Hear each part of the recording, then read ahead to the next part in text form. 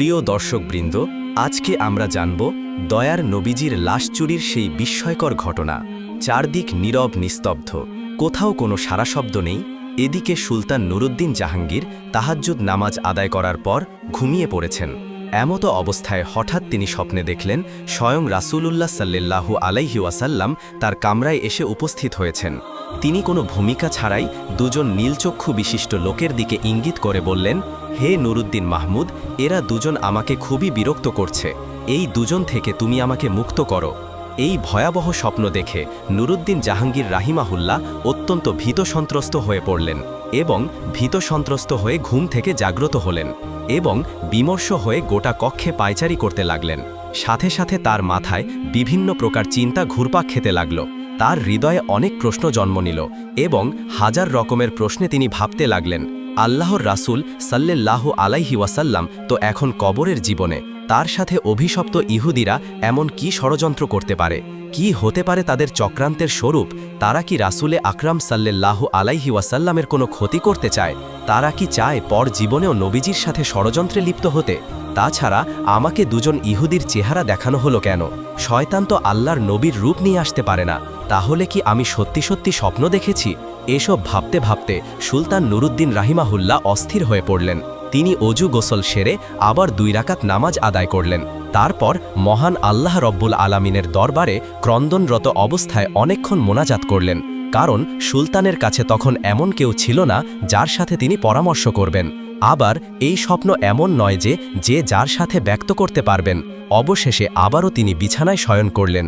দীর্ঘ সময় পর যখনই তার একটু ঘুমের ভাব এলো, সঙ্গে সঙ্গে এবারও তিনি প্রথমবারের ন্যায় নবী করিম সাল্লাল্লাহু আলাইহি ওয়াসাল্লামকে স্বপ্ন দেখলেন। নবীজি তাকে পূর্বের ন্যায় বলছেন, হে নুরুদ্দিন মাহমুদ, এই দুজন থেকে আমাকে মুক্ত করো, এরা আমাকে খুবই বিরক্ত করছে।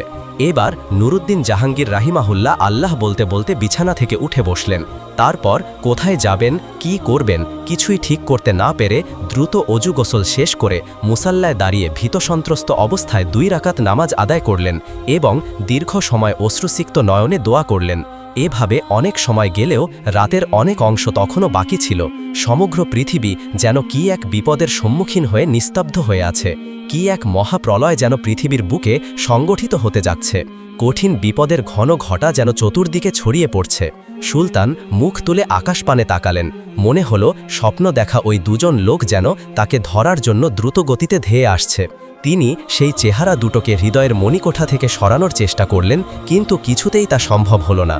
শেষ পর্যন্ত নিরুপায় হয়ে সুলতান নুরুদ্দিন জাহাঙ্গীর চোখ বন্ধ করে আবারও তন্দ্রা বিভোর হয়ে শুয়ে পড়লেন। শোয়ার পর তৃতীয়বার তিনি একই ধরনের স্বপ্ন দেখলেন। রাসূলে করিম সাল্লাল্লাহু আলাইহি ওয়াসাল্লাম আবারও সেই একই কথা বলছেন। রাসূলে আকরাম সাল্লাল্লাহু আলাইহি ওয়াসাল্লামের বক্তব্য শেষ হওয়ার পর নুরুদ্দিন জাহাঙ্গীর ক্রন্দনরত অবস্থায় বিছানা পরিত্যাগ করলেন। এবার তার দৃঢ় বিশ্বাস জন্মালো যে নিশ্চয়ই প্রিয় নবী সাল্লাল্লাহু আলাইহি ওয়াসাল্লামের রোজা মোবারক কোনো না কোনো মহাবিপদের সম্মুখীন হয়েছে। তিনি তড়িৎ গতিতে অজু গোসল করে ফজরের নামাজ আদায় করলেন। নামাজ শেষ করে প্রধানমন্ত্রী জামালউদ্দিনের নিকট গিয়ে গোপনীয়তা রক্ষায় প্রতিশ্রুতি নিয়ে স্বপ্নের বিবরণ বিস্তারিত শোনালেন এবং এই মুহূর্তে কি করা যায় সেই ব্যাপারে পরামর্শ চাইলেন। তখন জালালউদ্দিন রাহিমাহুল্লাহ স্বপ্নের বিস্তারিত অবগত হয়ে বললেন, হুজুর, আপনি এখনও বসে আছেন। নিশ্চয়ই প্রিয় নবী সাল্লাল্লাহু আলাইহি ওয়াসাল্লামের রোজা মোবারক কোনো কঠিন বিপদের সম্মুখীন হয়েছে। তাই এই বিপদ থেকে উদ্ধার করার জন্য বারবার তিনি আপনাকে স্মরণ করেছেন।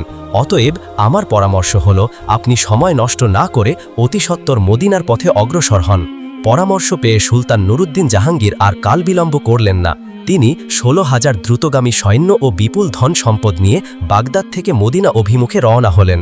রাত দিন লাগাতার সফর করে 17তম দিনে তারা মদিনা শরীফে এসে পৌঁছালেন। অতএব সৈন্যবাহিনী সহ 2 রাকাত নফল নামাজ আদায় করে দীর্ঘ সময় ধরে মোনাজাত করলেন। অতএব সুলতান তার সৈন্যবাহিনী দ্বারা সম্পূর্ণ মদিনা শহর ঘেরাও করে ফেললেন এবং তিনি গোটা শহরে আদেশ জারি করে দিলেন যে বাহিরের লোক মদিনায় আসতে পারবে, কিন্তু সাবধান, মদিনা থেকে কোনো লোক যাতে বাইরে যেতে না পারে। অতএব নুরুদ্দিন জাহাঙ্গীর জুমার নামাজের খুতবা প্রদান করলেন। তাতে তিনি ঘোষণা দিলেন, আমি পুরো মদিনাবাসীকে দাওয়াত দিলে এক বেলা খানা খাওয়াতে চাই। আমার অভিলাষ সকলেই যেন এই দাওয়াতে অংশগ্রহণ করে। অতএব সুলতান মদিনাবাসীকে আপ্যায়নের জন্য বিশাল আয়োজন করলেন এবং প্রত্যেকের নিকট অনুরোধ করলেন মদিনায় কোনো লোক যেন এই দাওয়াত থেকে বঞ্চিত না হয়। অতএব নির্ধারিত সময়ে খাওয়া দাওয়া শুরু হলো। প্রত্যেকেই তৃপ্তি সহকারে খানা খেয়েছিল। এছাড়াও যারা দূর দূরান্ত থেকে আসতে পারেনি তাদেরকে শেষ পর্যন্ত ঘোড়া ও গাধার পিঠে চড়িয়ে আনা হলো। এভাবে প্রায় 15 দিন পর্যন্ত অগণিত লোক দাওয়াতে শরিক হলো। অতএব সুলতান জিজ্ঞাসা করলেন, আর কেউ অবশিষ্ট আছে কি? থাকলে তাদেরকেও ডেকে আনো। তখন লোকেরা সুলতানকে অবগত করে বলল, হে সুলতান, আর কোনো লোক দাওয়াতে আসতে বাকি নেই, সমগ্র মদিনাবাসী দাওয়াতে উপস্থিত হয়েছে। এই কথা শুনে সুলতান সীমাহীন অস্থির হয়ে পড়লেন। চিন্তার অতল সাগরে তিনি হারিয়ে গেলেন। তিনি ভাবলেন, যদি আর কোনো লোক দাওয়াতে শরিক হতে বাকি না থাকে তাহলে সেই অভিশপ্ত দুজন লোক কোথায় গেল?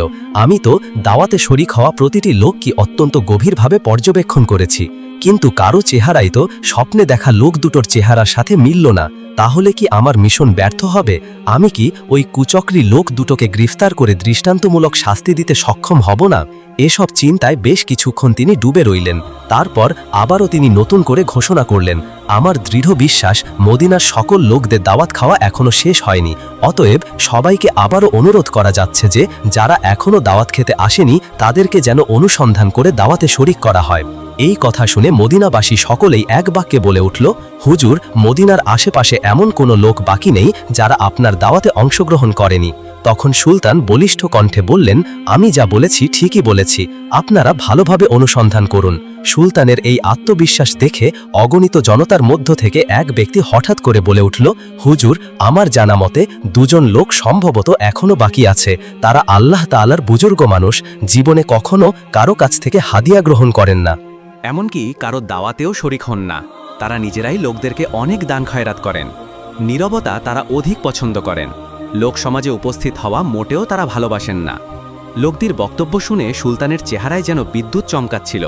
তিনি কালবিলম্ব না করে কয়েকজন লোক সহকারে সেই লোক দুটোর আবাসস্থলে গিয়ে উপস্থিত হলেন। তিনি সেখানে দেখলেন, এ তো সেই দুজন লোক যাদেরকে স্বপ্নে দেখানো হয়েছিল। তাদেরকে দেখে সুলতানের দুই চোখ রক্তবর্ণ ধারণ করল। তিনি জিজ্ঞাসা করলেন, কে তোমরা? কোথা থেকে এসেছো? তোমরা সুলতানের দাওয়াতে শরিক হলো না কেন? তখন লোক দুটি নিজের পরিচয় গোপন করে বলল, আমরা মুসাফির মানুষ, হজের উদ্দেশ্যে মক্কায় এসেছিলাম। হজের কাজ শেষ করে জিয়ারতের উদ্দেশ্যে রোজা শরীফে এসেছি, কিন্তু প্রিয়নবী সাল্লাল্লাহু আলাইহি ওয়াসাল্লামের প্রেমে আত্মহারা হয়ে ফিরে যেতে মন চাইল না। তাই বাকি জীবন রোজার পাশেই কাটিয়ে দিতে চাই, এখানে রয়ে যেতে চাই। আমরা কারো দাওয়াত গ্রহণ করি না। এক আল্লাহর উপরেই আমাদের পূর্ণ আস্থা, আমরা তারই উপর নির্ভরশীল। ইবাদাত, জিয়ারত এবং পরকালের চিন্তায় বিভোর থাকাই আমাদের কাজ। পবিত্র কোরআনের তেলাওয়াত, নফল নামাজ ও ওজিবা পাঠে আমাদের সময় শেষ হয়ে যায়। সুতরাং দাওয়াত খাওয়ার সময় কোথায়? তখন উপস্থিত জনগণ তাদের পক্ষ হয়ে বলল, হুজুর, এরা দীর্ঘদিন যাবৎ এখানে অবস্থান করছে। এদের মতো ভালো মানুষ আর হয় না। সবসময় দরিদ্র, এতিম এবং অসহায় মানুষের প্রচুর পরিমাণে সাহায্য করে। তাদের দানের ওপর অত্র লোকদের প্রচুর পরিমাণে জীবিকা নির্ভর করে। সুলতান নুরুদ্দিন জাহাঙ্গীর লোকদের কথা শুনে লোক দুটোর প্রতি পুনরায় গভীর দৃষ্টিতে তাকালেন। অত্যন্ত সূক্ষ্মভাবে তাদের পা থেকে মাথা পর্যন্ত পর্যবেক্ষণ করলেন। এতে আবারও তিনি নিশ্চিত হলেন যে এরা তারাই যাদেরকে তিনি স্বপ্নে দেখেছিলেন। এবার সুলতান গম্ভীর স্বরে তাদেরকে বললেন, সত্য কথা বলো, তোমরা কে, কেন এবং কি উদ্দেশ্যে এখানে অবস্থান করেছ? কিন্তু এবারও তারা পূর্বের কথা পুনরাবৃত্তি করে বলল, আমরা পশ্চিম দেশ থেকে পবিত্র হজ পালনের জন্য এখানে এসেছি। রাসূলে আকরাম সাল্লাল্লাহু আলাইহি ওয়াসাল্লামের নৈকট্য লাভই আমাদের একমাত্র লক্ষ্য। এই উদ্দেশ্যে আমরা এখানে অবস্থান করছি। সুলতান এবার কারো কথায় কান না দিয়ে তাদেরকে সেখানে আটক রাখার নির্দেশ দিলেন। অতঃপর তিনি স্বয়ং তাদের থাকার জায়গায় গিয়ে খুব ভালো করে অনুসন্ধান চালালেন। সেখানে অনেক মাল সম্পদ পাওয়া গেল এবং পাওয়া গেল বহুর দুর্লভ কিতাবপত্র, কিন্তু এমন কোনো জিনিস পাওয়া গেল না যার দ্বারা স্বপ্নের বিষয়ে কোনো প্রকার সহায়তা হয়। তাই নুরুদ্দিন জাহাঙ্গীর অত্যধিক পেরেশানি হয়ে পড়লেন। রহস্য উদ্ঘাটন করতে না পারায় তিনি সীমাহীন চিন্তিত হয়ে পড়লেন। অতঃপর মদিনার বহু লোকজন এসে তাদের জন্য সুপারিশ করে বলল, হুজুর, এরা নেককার লোক, এরা নেককার বুজুর্গ লোক। দিনভর তারা রোজা রাখেন, রাতের অধিকাংশ সময় ইবাদত বন্দেগিতে কাটিয়ে দেন, 5 ওয়াক্ত নামাজ আদায় করেন। তারা রোজা শরীফের নিকটে থাকে। তারা প্রতিদিন নিয়ম করে জান্নাতুল বাকি জিয়ারত করেন এবং প্রতি শনিবার মসজিদে কুবায় গমন করেন। কেউ কিছু চাইলে তাদেরকে খালি হাতে ফিরিয়ে দেন না। সুলতান তাদের অবস্থা শুনে সীমাহীন আশ্চর্য বোধ করলেন, তথাপিও তিনি হাত ছাড়লেন না। তার কক্ষে অনুসন্ধানীরা খুঁজেই যাচ্ছেন, ঘরের প্রতিটি বস্তুকে গভীরভাবে পর্যবেক্ষণ করছেন, কিন্তু সন্দেহ করার মতো কিছুই তিনি খুঁজে পাচ্ছিলেন না। অতঃপর নুরুদ্দিন জাহাঙ্গীর এক পর্যায়ে সঙ্গীদেরকে বললেন, আচ্ছা, তাদের নামাজের মুসাল্লাটা একটু উঠাও। এই নির্দেশ পাওয়া মাত্রই যখন তারা নামাজের মুসাল্লাটি তুলে ফেলল, তখন মুসাল্লার নিচ থেকে একটি চাটাই বের হলো। তখন সুলতান আবারও নির্দেশ দিলেন, এই চাটাইটিও সরিয়ে ফেলো। অতঃপর চাটাই সরানোর পর দেখা গেল একখানা বিশাল পাথর। সুলতানের নির্দেশে তাও সরানো হলো। এবার পাওয়া গেল এমন একটি সুড়ঙ্গ পথ যা বহু দূর পর্যন্ত চলে গেছে, এমনকি তা পৌঁছে গেছে নবীজির রৌজা শরীফের অতি নিকটে। এই দৃশ্য দেখা মাত্রই নুরুদ্দিন জাহাঙ্গীর তখন অস্থির হয়ে গর্জন করে সেই লোক দুটিকে বললেন, তোমরা স্পষ্ট ভাষায় সত্যি কথাটা খুলে বলো, নাইলে এখনই তোমাদেরকে যন্ত্রণাদায়ক শাস্তির সম্মুখীন করা হবে। বলো, তোমরা কে, তোমাদের আসল পরিচয় কি, কারা এবং কি উদ্দেশ্যে তোমাদেরকে এখানে পাঠিয়েছে? সুলতানের গর্জনে তারা ঘাবড়ে গেল। কঠিন বিপদ সামনে দেখে তারা আসল পরিচয় প্রকাশ করে বলল, আমরা দুজন ইহুদি। দীর্ঘদিন যাবৎ আমাদেরকে মসুল শহরে ইহুদিরা সুদক্ষ কর্মী দ্বারা প্রশিক্ষণ দিয়ে প্রচুর অর্থ সহকারে এখানে পাঠিয়েছে। আমাদেরকে এজন্য পাঠানো হয়েছে যে আমরা যেন কোনো উপায়ে মোহাম্মদ সাল্লাল্লাহু আলাইহি ওয়াসাল্লামের শরীর বের করে ইউরোপীয় ইহুদিদের হাতে হস্তান্তর করি। এই দুরূহ কাজে সফল হলে তারা আমাদেরকে আরও ধন সম্পদ দিবে বলে প্রতিশ্রুতি দিয়েছে।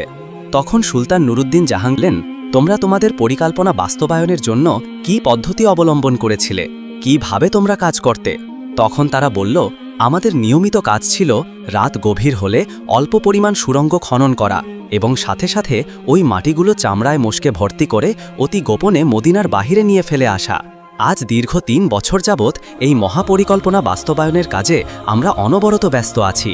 যে সময় আমরা রোজা মুবারকের নিকটে পৌঁছে গেলাম এবং সিদ্ধান্ত গ্রহণ করলাম যে 1 সপ্তাহের মধ্যে বিশ্বনবীর লাশ বের করে নিয়ে যাব, ঠিক সেই সময় আমাদের মনে হলো আকাশ যেন ভেঙে টুকরো টুকরো হয়ে যাচ্ছে, জমিন যেন প্রচণ্ড ভূমিকম্পে থরথর করে কাঁপছে, সমগ্র পৃথিবী জুড়ে মহাপ্লবন সংঘটিত হচ্ছে।